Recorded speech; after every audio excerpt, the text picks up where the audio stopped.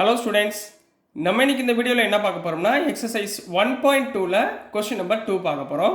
So question number 2ல என்ன கொடுத்துருக்காங்கன்னா, which of the following sets are finite or infinite.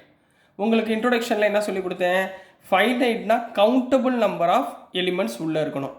அதே மாதிரி இன்ஃபைனைட்னா அன்கவுண்டபிள் செட்ஸ், அதாவது எண்ணிக்கை அற்றது அப்படின்னு சொல்லுவாங்க, எண்ணிக்கை உடையது அப்படின்னு சொல்லுவாங்க. சரிங்களா? ஸோ ஹவு மெனி நம்பர்ஸ் அப்படின்னு கேட்டால் அது இன்ஃபைனைட். சரிங்களா? how many alphabets in the English language அப்படின்னா 26, அது வந்து ஃபைனைட். புரியுதுங்களா? அதுதான் கவுண்டபிள், அன்கவுண்டபிள் தான் ஃபைனைட், இன்ஃபைனைட். அதை கண்டுபிடிக்கணும். இப்போ கொஸ்டின் நம்பர் 1 என்ன கொடுத்துருக்காங்கன்னா, the set of months of a year. ஒரு இயரில் எத்தனை மந்த் இருக்குன்னு உங்களால் சொல்ல முடியுமா? எஸ், மொத்தம் எத்தனை மந்த் இருக்கு? 12 மந்த் இருக்கா? அப்போ இது என்னது? ஃபைனைட். இது என்னமா? ஃபைனைட். இதுலேயே செகண்ட் ஒன். இப்போ 1 2 3 அப் டூன்னு கொடுத்துருக்காங்க. அப் டூனா இது என்ன முடிவு இருக்கா? முடிவே இல்லை. சரிங்களா? இப்படியே போய்கிட்டே இருக்குன்னு அர்த்தம். ஸோ இந்த டேர்ம் என்ன சொல்லலாம், இந்த செட்டை என்ன சொல்லலாம்? இன்ஃபைனைட் அப்படின்னு சொல்லலாம். சரிங்களா? இப்போ தேர்ட் ஒன், இதே மாதிரி ஒரு செட்டு என்ன கொடுத்துருக்காங்க, 1 2 3 அப் டு 99, 100 இந்த மாதிரி கொடுத்துருக்காங்கம்மா. இப்போ இதில் டோட்டல் நம்பர் ஆஃப் எலிமெண்ட்ஸ் எவ்வளோ இருக்குது? 100 எலிமெண்ட்ஸ் இருக்குன்னு அர்த்தமா? ஸோ இது என்ன அர்த்தம்? ஃபைனைட்னு அர்த்தம், அதாவது கவுண்டபிள் அப்படின்னு அர்த்தம் கண்ணா. நெக்ஸ்ட்டு ஃபோர்த் ஒன் என்ன சொல்லியிருக்காங்கன்னா, the set of positive integers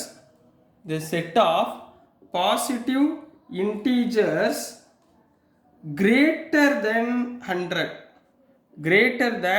100, அதாவது 100க்கு மேலே உள்ள பாசிட்டிவ் இன்டீஜர்ஸ் எவ்வளோமா இருக்கும்? போய்கிட்டே இருக்கும். சரிங்களா? நீங்கள் எவ்வளோன்னா எழுதிக்கிட்டே போகலாம். ஸோ அதை என்ன சொல்லிடலாம், therefore this set is infinite.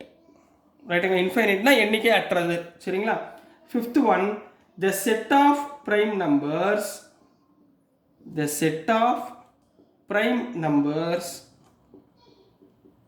less than 99. இப்போ 99க்குள்ளே இருக்கிற ப்ரைம் நம்பர்ஸ்லாம் உங்களால் சொல்ல முடியுமா?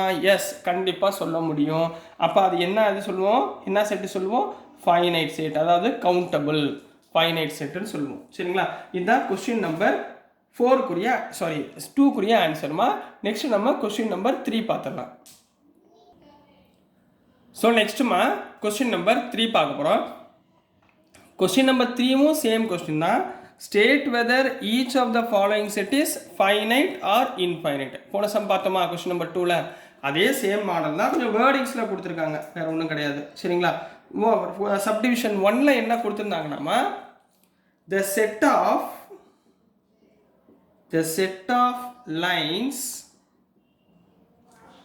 Which are parallel to x-axis, இது இன்ஃபைனைட்டா ஃபைனைட்டான்னு கேட்குறாங்க.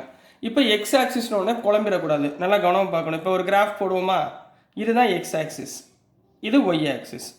இதுக்கு பேரலாக நீங்கள் லைன் வரையணுமா? எத்தனை லைன் வரையலாம்? போய்கிட்டே இருக்குமா? எவ்வளோ லைன் வேணாலும் நம்மளால் என்ன பண்ண முடியும்? வரைஞ்சிக்கிட்டு போய்கிட்டே இருக்க முடியும். அப்போ இதுக்கு ஆன்சர் என்னமா? இன்ஃபைனைட். என்ன எழுதணும்?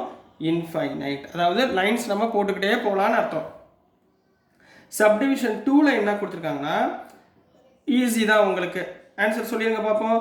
த set of letters in the English alphabet. ரைட்டுங்களா? ABCD அப் டு எது வரைக்கும் இருக்கு? Z வரைக்கும் இருக்கு. ஸோ இது என்ன? இங்கிலீஷ் ஆல்ஃபபெட் என்ன சொல்லலாம் நம்ம? ஃபைனைட் அப்படின்னு சொல்லி ஆன்சர் எழுதிட வேண்டியதுதான், எண்ணிக்கை உடையது. சரிங்களா?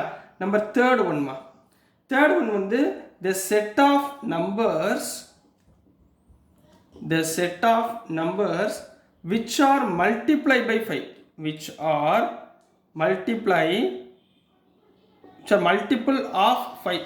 5ஓட மல்டிபிள் என்னமா சொல்லலாம்? 5 10 15 20 25 30 35 40 அப்படின்னு எவ்வளோ இருக்கும்? போய்கிட்டே இருக்குமா? அப்போ இது என்ன சொல்லிடலாம்? இன்ஃபைனைட். போய்கிட்டே இருந்துச்சுன்னா இன்ஃபைனைட். ரைட்டுங்களா? அடுத்து ஃபோர்த் ஒன் என்ன கொடுத்துருக்காங்கன்னா, the set of animals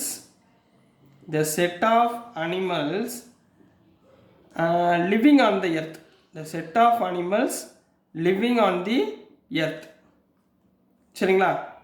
இப்போ செட் ஆஃப் அனிமல்ஸ்னால் எத்தனை அனிமல்ஸ் வந்து நம்ம உலகத்துக்குள்ள நம்ம எர்த்துக்குள்ளே இருக்குது அப்படின்றத நம்ம என்ன பண்ண முடியும், கண்டுபிடிச்சிட முடியும். ஸோ இட் இஸ் கவுண்டபிள், அதாவது ஃபைனைட் அப்படின்னு எழுத வேண்டியதுதான்.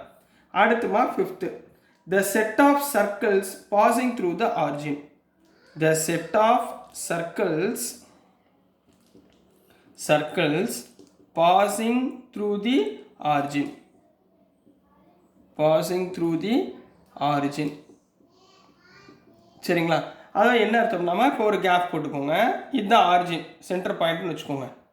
இதை சுற்றி எத்தனை சர்க்கிள் வரைய முடியும் அப்படின்னு கேட்குறாங்கம்மா. இங்கே பாருங்கள், 1 2 3 4.